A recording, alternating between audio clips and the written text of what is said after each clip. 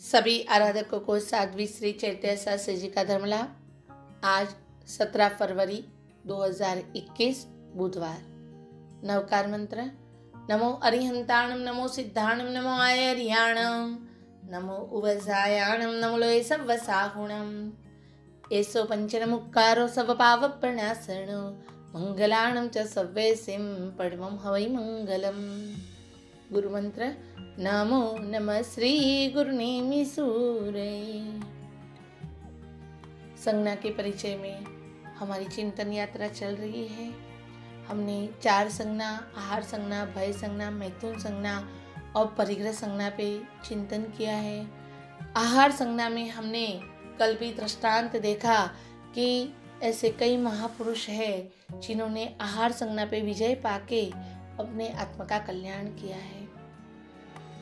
शास्त्र के अंदर आहार संज्ञा की बहुत ही अद्भुत बातें बताई है जो हमारे आत्म कल्याण के लिए बहुत ही जरूरी है। अनादि काल से यह आहार संज्ञा है और जब तक जीव जागृत नहीं रहेगा तो अनादि काल तक यही संज्ञा उससे जुड़ी रहेगी।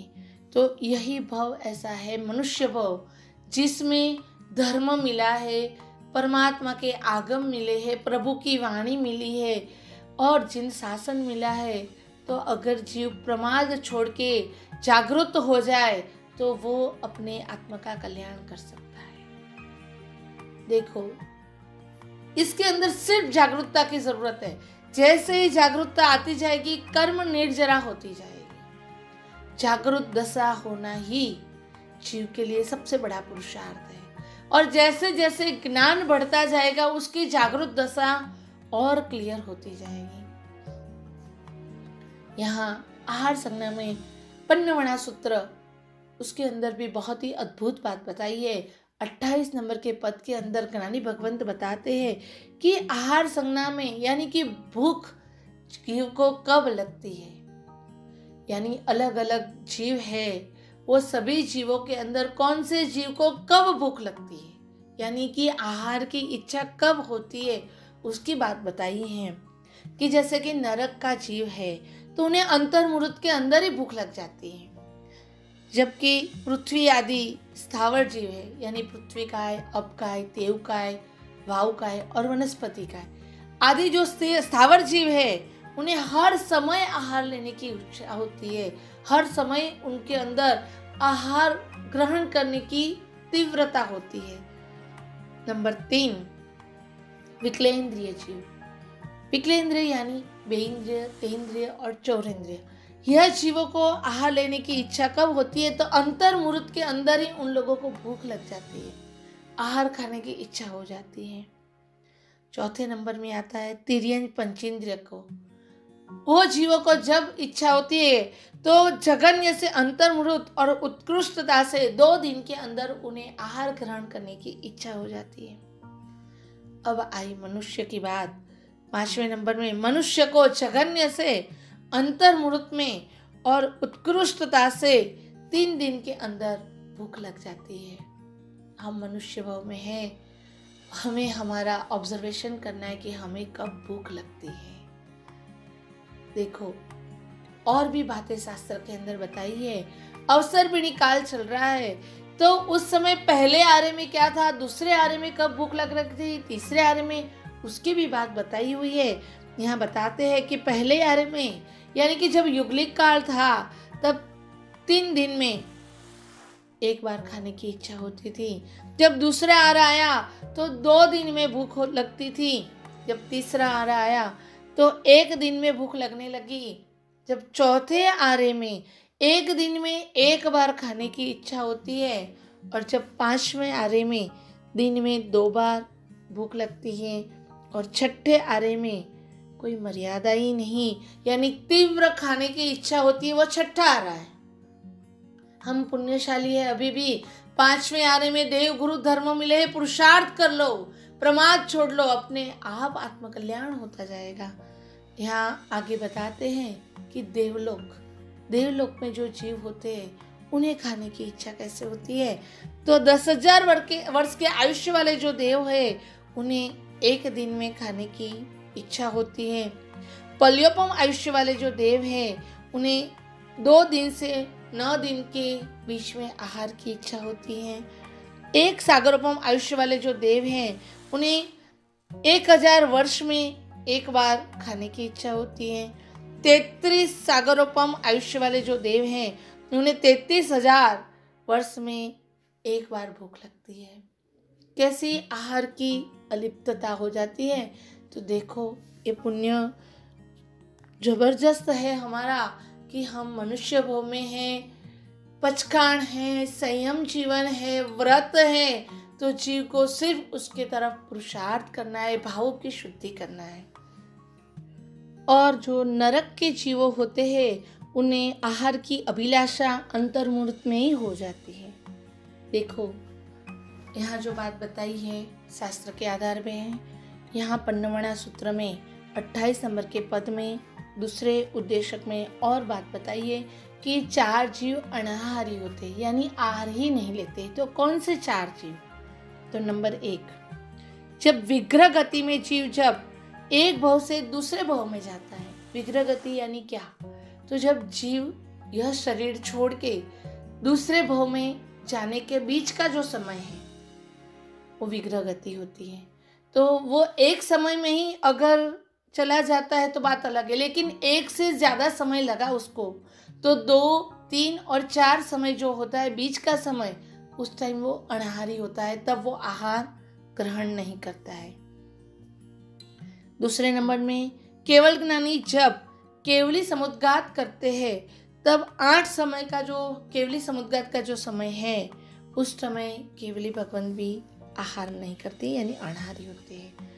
14वें गुणस्थानक में अयोगी गुणस्थानक है, उसमें ह्रस्वाक्षर अ, ई, उ, रु और रू को बोलने में जितना समय लगता है उतना समय का जो काल है तब केवली भगवान अनाहारी होते हैं। और नंबर 4 सिद्ध जीव जो हमेशा अनंत काल तक अनाहारी है, वो कभी भी आहार नहीं लेंगे।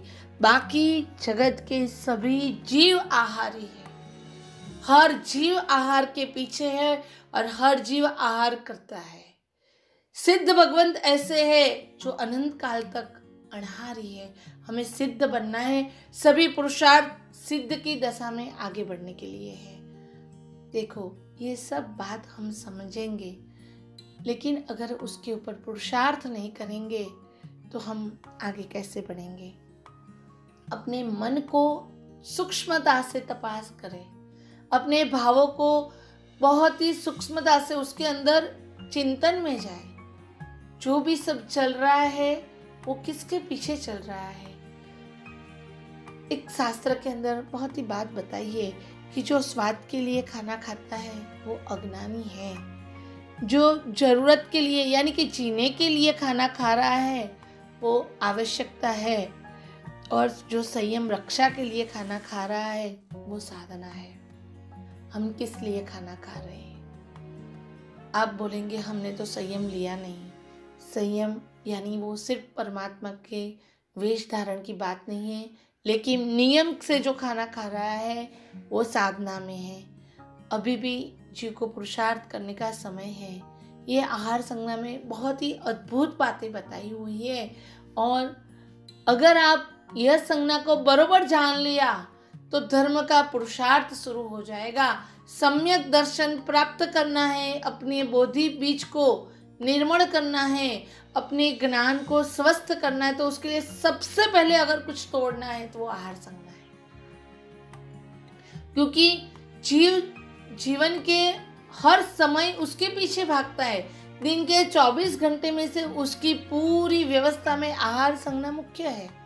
आहार के पीछे ही सभी व्यवस्था का आयोजन होता है। वो जीव बाहर भी कहीं घूमने भी जाएगा तो पहले व्यवस्था आहार की करेगा, उसके बाद सभी व्यवस्था होगी। खाने की व्यवस्था और रहने की व्यवस्था करने के बाद ही वो जीवन के हर सुख पाने का पॉसिबल है। तो उसका यही पुरुषार्थ रहा है कि आहार की तृप्ति कैसे करें, और वही अगर जो सजग हो जाए तो वही आहार के पीछे उसका चिंतन कम हो जाएगा। देखो पेट दिया है, भूख दी है तो खाना तो पड़ेगा ही, लेकिन उसके पीछे जो सोच है, विकल्प है, आर्द्र ध्यान है, उसे कम करना है, उसके प्रति जागरूक होना है। संप्रति महाराजा का पूर्वाभाव की हम बात करते हैं। वो भिखारी का जीव था, बहुत भूख लग रही थी, हर जगह वो भीख मांगने जाता था, उसे हर लोग निकाल देते थे। और वो एक जगह देख रहा है कि मुनि भगवंत गोचरी के लिए, भिक्षा के लिए जा रहे हैं, उनको सब भाव से बहरा रहे हैं। वही गुरु भगवंत जब निकले, उसने बोला कि मुझे भी खाना दो। तो वो ज्ञानी गुरु भगवंत थे, उन्होंने बोला कि खाना खाना है तो आपको यह वेश ग्रहण करना पड़ेगा। वो तैयार हो गया और उसने संयम जीवन लिया और फिर उसको पेट भर के खाना दिया, जितनी उसकी इच्छा थी उतना उसको खाना दिया, संतुष्ट हो गया। लेकिन रात को उसको बहुत पेट में दुखने को आया।